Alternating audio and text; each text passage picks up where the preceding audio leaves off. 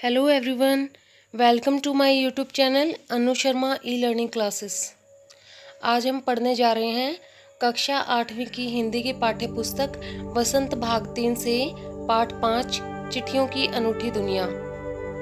बहुत ही इंटरेस्टिंग पाठ है ये, और इसमें आप पत्रों या चिट्ठियों के बारे में जानेंगे कि कैसे उनका स्वरूप है, कैसे वो हमारे देश में कितनी मात्रा में रोज़ाना पत्र लिखे जाते हैं और किन किन परिवहन के साधनों का प्रयोग होता है और इनके क्या क्या फ़ायदे हैं। पत्रों के पत्राचार के फ़ायदे क्या क्या हैं, इनके प्रकार कौन कौन से हैं। इस प्रकार से आप इन सब चीज़ों के बारे में इस पाठ के माध्यम से जानेंगे। और इसके बाद मैंने इस पाठ से संबंधित शब्दार्थ और प्रश्न उत्तर भी करवाए हुए हैं, इसीलिए अंत तक वीडियो को देखिएगा और महत्वपूर्ण प्रश्नों को और शब्दार्थों को अपनी उत्तर पुस्तिका में नोट कर लीजिएगा। तो चलिए हम अपना पाठ शुरू करते हैं, चिट्ठियों की अनूठी दुनिया। तो हम अपना पाठ शुरू करते हैं। यहाँ पर श्री अरविंद कुमार सिंह जी ने बताया है कि पत्र हमारे लिए कितने उपयोगी होते हैं, और लेखक के अनुसार जो काम पत्र कर सकते हैं वह काम फोन या एसएमएस नहीं कर सकते हैं। मानव सभ्यता के विकास में पत्रों का एक विशेष महत्व रहा है। पत्रों का स्वरूप और भाव एक जैसा ही है। हम जो आज विकास की गति पर आगे बढ़ते जा रहे हैं उसमें पत्रों का एक विशेष योगदान रहा है, क्योंकि कोई भी महत्वपूर्ण बात होती है, कोई संदेश होता है, तो पहले ज़माने में फ़ोन हमारे पास नहीं हुआ करते थे, तो हम अपने संदेश पत्रों के माध्यम से अपने दोस्तों के पास या अपने रिश्तेदारों के पास भेजा करते थे। और इस प्रकार से पत्र को उर्दू में खत, संस्कृत में पत्र, कन्नड़ में कागज, तेलुगु में उत्तरम, जाबू और लेख तथा तमिल में काडित कहते हैं। तो भारत की अलग अलग भाषाओं में बताया गया है कि पत्र को किस किस नाम से पुकारा जाता है। दुनिया भर में रोज करोड़ों पत्र भेजे जाते हैं। भले ही इंटरनेट का ज़माना आ चुका है, लेकिन आज भी लोग पत्राचार को बहुत ज़्यादा पसंद करते हैं। भारत में पत्रों की लोकप्रियता का प्रमाण यही है कि हर दिन 4 करोड़ पत्र डाक में डाले जाते हैं। तो इस प्रकार से भारत कितना बड़ा देश है, और यहाँ पर इंटरनेट के होने के बावजूद भी, हर एक घर में मोबाइल के होने के बावजूद भी आज भी पत्र 4 करोड़ के लगभग संख्या में रोजाना डाक में डाले जाते हैं। पिछली शताब्दी में पत्र लेखन ने कला का रूप ले लिया था। ठीक है, ये भी एक कला में शामिल हो गया था, क्योंकि हमें पता है कि हम 2 प्रकार के जो पत्र होते हैं उनका प्रयोग करते हैं, एक औपचारिक पत्र और दूसरे अनौपचारिक पत्र। एक पत्र वो होते हैं जो हम कार्यालयों में भेजते हैं, जो अधिकारियों के पास भेजते हैं, और एक पत्र वो होते हैं जो हम अपने रिश्तेदारों के पास या जान पहचान वाले लोगों के पास, दोस्तों के पास भेजते हैं, उनको हम अनौपचारिक पत्र कहते हैं। तो इस प्रकार से डाक व्यवस्था को सुधार करने तक डाक व्यवस्था का सुधार हुआ। उसके बाद पत्र लेखन को विद्यालय पाठ्यक्रमों में भी शामिल कर दिया गया। अब सभी विद्यार्थी 4th या 5th क्लास से 2nd क्लास से स्टार्ट हो जाता है पत्र लेखन, बच्चों को करवाया जाता है, बताया जाता है कि पत्र कैसे लिखते हैं। बहुत ही छोटे स्तर से पहले शुरू किया जाता है प्रधानाचार्य के नाम पत्र से, और उसके बाद विभिन्न प्रकार के औपचारिक और अनौपचारिक पत्रों को बच्चों को बताया जाता है, समझाया जाता है। उसके बाद है कि विश्व डाक संघ और भारत सरकार ने पत्रों के प्रचार में योगदान दिया। आज भले ही बड़े शहरों और महानगरों में संचार साधनों के तेज विकास से पत्रों की आवाजाही प्रभावित हुई है, लेकिन ग्रामीण समाज में इनकी लोकप्रियता बरकरार है। गांव में लोग आज भी पत्राचार को बहुत महत्व देते हैं। ऐसा कोई व्यक्ति आपको नहीं मिलेगा जिसने कभी न कभी कोई पत्र ना लिखा हो। हमारे देश के जो सैनिक होते हैं वो अपने पत्रों का बेसब्री से इंतज़ार करते हैं, और परिवहन के साधनों ने भी इसमें महत्वपूर्ण भूमिका निभाई है, क्योंकि एक जगह से दूसरी जगह पर पत्रों को ले जाने में बहुत ज़्यादा टाइम और बहुत ज़्यादा मेहनत लगती है। लेकिन परिवहन के साधन हैं जो द्रुतगामी भी हैं, जैसे कि हवाई जहाज़ है, रेलें हैं, तो इन्होंने भी हमारे जो समाज में पत्राचार को एक विशेष सहारा दिया है, योगदान दिया है पत्राचार को बढ़ाने के लिए।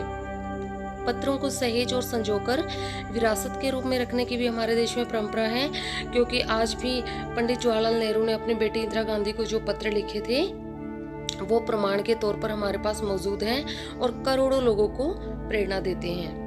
दुनिया के तमाम संग्रहालय और जानी मानी हस्तियों के जिनमें पत्र आज भी मौजूद हैं। पुराने समय में जिन लोगों ने आपस में पत्राचार किया था, बड़े बड़े महान हस्तियों ने, उनके पत्र आज भी म्यूजियम्स के अंदर मौजूद हैं, संग्रहालयों के अंदर मिल जाते हैं। तमाम पत्र देश, काल और समाज को जानने समझने का असली पैमाना है। अगर हम देश, काल और समाज को जानना और पहचानना चाहते हैं तो उन पत्रों को पढ़ करके हम उस समय का अनुमान लगा सकते हैं कि उस समय समाज में कौन सी बातें शामिल थी। महात्मा गांधी के पास दुनिया भर से तमाम पत्र केवल उन्हीं द्वारा लिखे जाते थे और जहाँ भी वो रहते थे वहीं से उनका जवाब लिखा करते थे। महात्मा गांधी जी ने पत्राचार को अपने जीवन में बहुत महत्व दिया है और उनके द्वारा लिखे गए पत्र आज भी हमारे पास मौजूद हैं। महात्मा गांधी ही नहीं, आंदोलन के तमाम जो नायक थे उनके पत्र गांव-गांव में मिल जाते थे। तो मैं आपको वैसे इस पाठ का सार समझा रही हूँ। पाठ को आप अपने उत्तर पुस्तिका से या अपनी पाठ्य पुस्तक से पढ़ लीजिएगा, लेकिन ये सार है। सार छोटा होता है लेकिन इसमें सारी बातें होती हैं पाठ से संबंधित, इसलिए आप इसको ध्यानपूर्वक समझ लीजिए। पत्र भेजने वाले लोग उन पत्रों को किसी प्रशस्ति पत्र से कम नहीं मानते थे। प्रशस्ति पत्र क्या होता है? जो इनाम के तौर पर, जो प्राइज के तौर पर, जो एक रिवॉर्ड के तौर पर हमें मिलता है।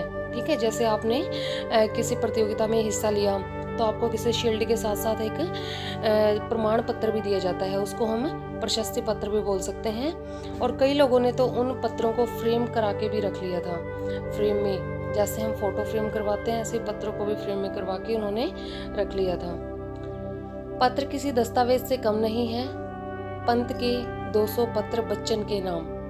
पंत मतलब इनका पूरा नाम था सुमित्रा नंदन पंत जी, जो हमारे महान कवि हुए हैं हमारे देश में। और इनके पत्र बच्चन साहब, यानी कि जो अमिताभ बच्चन के पिता थे, हरिवंश राय बच्चन जी, वो कवि होते थे वो भी। तो ये दोनों एक दूसरे के पास पत्र भेजा करते थे। निराला के पत्र, हम जैसे निराला जी के पत्र हैं, ये जो पत्रों के आईने हैं, इनमें दयानंद सरस्वती जी की कई पुस्तकें हैं। इन पत्रों को एक आईने के तौर पर दिखाती हैं। प्रेमचंद नए लेखकों को प्रेरणादायी पत्र लिखते थे। प्रेमचंद जी जो महान कहानीकार हुए हैं हमारे देश में, वो भी जो नए नए लेखक आते थे उनको प्रेरणा देने वाले पत्र लिखा करते थे। महात्मा और कवि के नाम से महात्मा गांधी और रविंद्रनाथ टैगोर के बीच तो ये संधि हुए हैं दो, इनके बीच पत्राचार का संग्रह प्रकाशित हुआ था। उसके बाद है आज डाक विभाग का गुडविल बहुत है। यह लोगों को जोड़ने का काम करती है, घर घर तक इसकी पहुंच होती है। चाहे किसी भी वर्ग का व्यक्ति हो, किसी भी क्षेत्र में काम करता हो, उसको पत्र उसके पास आसानी से पहुंचा दिए जाते हैं। दूर देहात में लाखों गरीब घरों में चूल्हे, मनी ऑर्डर अर्थव्यवस्था से ही चलते हैं। अब देखो, दूर देहात में, गाँव में जो गरीब लोग होते हैं उनके घरों में जो चूल्हे चलते हैं, मनी ऑर्डर, जैसे हमें उनके पास पैसे भेजने हैं तो उन लोगों के पास हम मनी ऑर्डर कर सकते हैं, तो उनके चूल्हे इसी प्रकार से चलते हैं। गाँव में गरीब बस्तियों में मनी ऑर्डर पहुंचाने वाला डाकिया देवदूत के रूप में देखा जाता है, यानी कि वो एक ऐसे इंसान के रूप में देखा जाता है जो उनकी सारी खुशियों को लेकर के आता है, क्योंकि उनके पास इतने आय के साधन नहीं होते। और जो दूर रहने वाले उनके पास मनी ऑर्डर करते हैं, या फिर जिनकी पेंशन आती है, जैसे सरकार ने अलग अलग प्रकार की पेंशन लोगों के लिए निर्धारित कर रखी है। वृद्धावस्था पेंशन है, विधवा पेंशन है, तो इन सबको मनी ऑर्डर के द्वारा जब वो आते हैं उनके पास तो उनको एक देवदूत के रूप में दिखाई देते हैं। आजकल तो इसका प्रचार प्रसार है वो बहुत कम हो गया है, क्योंकि सरकार ने ऐसी व्यवस्था कर दी है सबके अकाउंट खोल करके कि सभी के पैसे अकाउंट में ही आ जाते हैं। लेकिन पत्रों का महत्व कभी कम नहीं होगा। तो इस प्रकार से हमने पत्रों की अनूठी दुनिया नामक पाठ का सार पढ़ लिया है। अब उसके शब्दार्थ हम देख लेते हैं एक बार। पहला है अजीबो गरीब, अर्थ है अनोखा। दूसरा शब्द है SMS, जिसका अर्थ है लघु संदेश सेवा। तीसरा शब्द है सिलसिला, जिसका अर्थ है आरंभ होना, रास्ता खुलना। चौथा शब्द है अहमियत, जिसका अर्थ होता है महत्व। पांचवा शब्द है हरकारा, जिसका अर्थ है दूत, डाकिया या संदेश पहुंचाने वाला। उसके बाद है आवाजाही, जिसका अर्थ होता है आना जाना। उसके बाद है तह, जिसका अर्थ होता है गहराई। उसके बाद है प्रशस्ति पत्र, जिसका अर्थ होता है प्रशंसा पत्र। उसके बाद है मुस्तैद, जिसका अर्थ होता है तत्पर।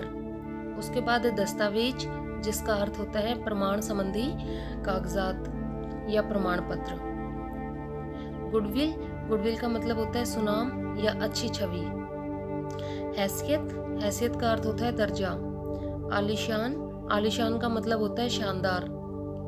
ढाणी, ढाणी का मतलब क्या होता है अस्थायी निवास या कच्चे मकानों की बस्ती में जो गांव, कच्चे मकानों की बस्ती होती है जो गांव से दूर बसी हो, ठीक है, उसको ढाणी कहते हैं। तो बेटा इस प्रकार से हमने इस पाठ के शब्दार्थों को और इस पाठ का सार हमने जान लिया है। अब हम इस पाठ से संबंधित प्रश्नों को करेंगे। तो हमारा पहला प्रश्न है, प्रश्न संख्या का आप ध्यान रख लीजिएगा और मेरे ख्याल से आप अपने पुस्तक को खोल के रख लीजिए सामने, पाठ्य पुस्तक को, और उसमें से प्रश्न संख्या का आप ध्यान रख लेना कि कौन सी प्रश्न संख्या है, क्योंकि इसमें आगे पीछे हो सकती है प्रश्न संख्या। तो पहला प्रश्न है हमारा कि पत्र जैसा संतोष फोन या एसएमएस क्यों नहीं दे सकते, ठीक है, का संदेश क्यों नहीं दे सकता। जैसे कि एक पत्र में जैसे हमें संतुष्टि मिलती है, एक सेटिस्फेक्शन मिलती है, वैसा संतोष हमें फोन या एसएमएस का संदेश क्यों नहीं दे सकता। इसका अर्थ हमने बताना है कि पत्र जैसा संतोष फोन या एसएमएस का संदेश नहीं दे पाते। इसका कारण क्या होता है, जिसमें सबसे पहला कारण है पत्रों में स्वाभिमान होता है, ठीक है, स्वाभिमान। पत्रों में भी स्वाभिमान, देखो स्वाभिमान तो एक मानवीय भावना होती है, लेकिन यहाँ पर लिखा गया कि पत्रों में भी एक स्वाभिमान होता है। इसका मतलब क्या है यहाँ पर कि पत्रों को भी अपने ऊपर अभिमान होता है, ठीक है, क्योंकि देखो एसएमएस जो होते हैं फ़ोन में से उसको हम डिलीट भी कर सकते हैं, लेकिन जो पत्र होते हैं वो हम एक लंबे समय तक याद के रूप में हम उनको सहेज कर रख सकते हैं, और इसी बात का अभिमान स्वाभिमान पत्र के अंदर होता है। इन्हें सहेज कर रखा जा सकता है। पत्र लेखन करने वाले व्यक्ति की अपनी व्यक्तिगत शैली होती है, यानी वो किस तरीके से पत्र को लिखता है, उसका अपना ढंग होता है, उसके व्यक्तित्व का प्रभाव उसके पत्र पर रहता है। पत्र लेखन सस्ते होते हैं, जबकि फ़ोन के लिए हमें पैसे ज़्यादा खर्च करने पड़ते हैं। तो इस प्रकार से देखा जाए तो पत्र हमारे लिए ज़्यादा कम पैसे का अच्छा साधन होते हैं। प्रश्न दूसरा है कि पत्र को खत, कागज, उत्तरम, जाबू, लेख, कड़ित, पाती, चिट्ठी इत्यादि कहा जाता है। इन शब्दों से संबंधित भाषाओं के इनके नाम बताने हैं। तो हमने इस प्रकार से इसका उत्तर लिखना है कि पत्र को उर्दू में खत, संस्कृत में पत्र, कन्नड़ में कागज, तेलुगु में उत्तरम, जाबू और लेख तथा तमिल में काडित कहा जाता है। अगला प्रश्न है हमारा, पत्र लेखन की कला के विकास के क्या क्या प्रयास हुए, लिखिए। तो क्या क्या प्रयास हमारी सरकार के द्वारा किए गए और विश्व डाक संघ के द्वारा, उसको हमने लिखना है। इसके उत्तर में आप लिखोगे, पत्र लेखन कला के विकास में बहुत सारे प्रयास किए गए हैं, जिसमें विद्यालय पाठ्यक्रमों में पत्र लेखन को शामिल किया गया है। विश्व डाक संघ के 10 वर्ष से कम आयु के बच्चों के लिए पत्र लेखन की प्रतियोगिताएं आयोजित की जाती हैं। भारत सरकार ने भी अपनी तरफ से पत्र लेखन को बढ़ावा देने के प्रयास किए हैं। तो यहाँ पर हमें पता चल रहा है कि भारत सरकार ने कितने प्रयास किए हैं। ऐसे ऐसे प्रतियोगिताओं में बच्चों को शामिल किया जाता है, जिनमें पत्र लेखन के महत्व और उसके तरीके को बताया जाता है, और साथ में पाठ्यक्रमों में भी पत्र लेखन को शामिल कर दिया गया है। और इस प्रकार से भारत सरकार ने बहुत सारे प्रयत्न इसमें किए हैं। उसके बाद हमारा अगला प्रश्न है, पत्र धरोहर हो सकते हैं। धरोहर ऐसी चीज को हम बोलते हैं जिसको हम संभाल के रख सकते हैं लंबे समय तक, जिसको हम अपने पास सहेज कर रख सकते हैं, ठीक है। तो पत्र तो धरोहर हो सकते हैं, लेकिन एसएमएस नहीं। ऐसा क्यों, इस पर हमने अपने विचार लिखने हैं।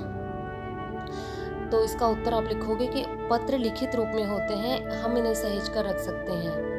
कई महान हस्तियों के पत्रों को संग्रहालय में सहेज कर रखा गया, जबकि इसके विपरीत फ़ोन या एसएमएस को सहेज कर रखना संभव नहीं है, क्योंकि इतने सारे एप्लीकेशंस होती हैं, इतने सारे डेटा होता है फ़ोन के अंदर कि कभी भी वो डिलीट लग सकता है, फ़ोन रीसेट हो सकता है, कुछ भी हो सकता है फ़ोन में। लेकिन जो पत्र हमारे पास होते हैं उसको हम लॉन्ग टाइम तक, लंबे समय तक अपने पास संभाल कर रख सकते हैं। पत्रों को पुस्तक का आकार दिया जा सकता है, लेकिन जबकि फ़ोन को नहीं। अब जैसे पत्र हमारे पास आए तो हम उन पत्रों को एक एक करके एक किताब में किताब उनकी बना सकते हैं हम, ठीक है। पुस्तक का आकार हम उनको दे सकते हैं अगर हमारे पास ज़्यादा मात्रा में पत्र आ जाए तो, लेकिन फ़ोन को हम ऐसे नहीं रख सकते।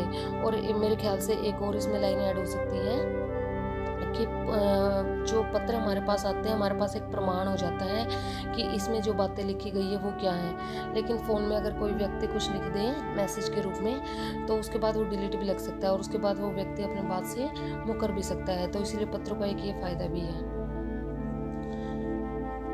उसके बाद अगला प्रश्न है हमारा, क्या चिट्ठियों की जगह कभी ईमेल, फैक्स, टेलीफोन और मोबाइल ले सकते हैं? तो इसके उत्तर में हमने लिखना है कि आज संसार में संचार साधनों की प्रगति हुई है।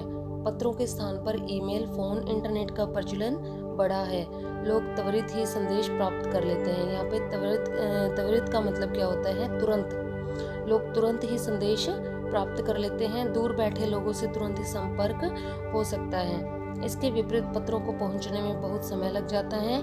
पत्रों को पढ़ने या प्राप्त करने में जो आत्मीयता होती है वह इन आधुनिकतम संचार साधनों में नहीं है।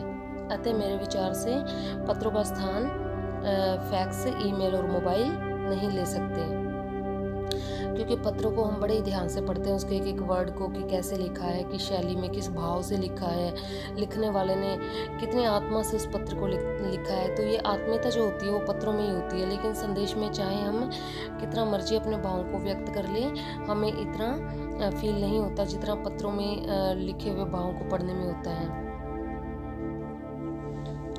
अतः मेरे विचार से पत्रों का स्थान ईमेल या फैक्स, मोबाइल नहीं ले सकते हैं। तो इस प्रकार से बेटा हमने चिट्ठियों की अनूठी दुनिया इस पाठ को बड़े ध्यानपूर्वक ढंग से पढ़ा है और अरविंद कुमार सिंह जी ने हमें काफ़ी कुछ बताया चिट्ठियों के बारे में। तो इस प्रकार से हमारा ये पाठ यहीं पर ख़त्म होता है। अगर आपको मेरी वीडियो पसंद आई है तो वीडियो को लाइक कर दीजिए और मेरे चैनल को सब्सक्राइब कर लीजिए। थैंक यू बेटा।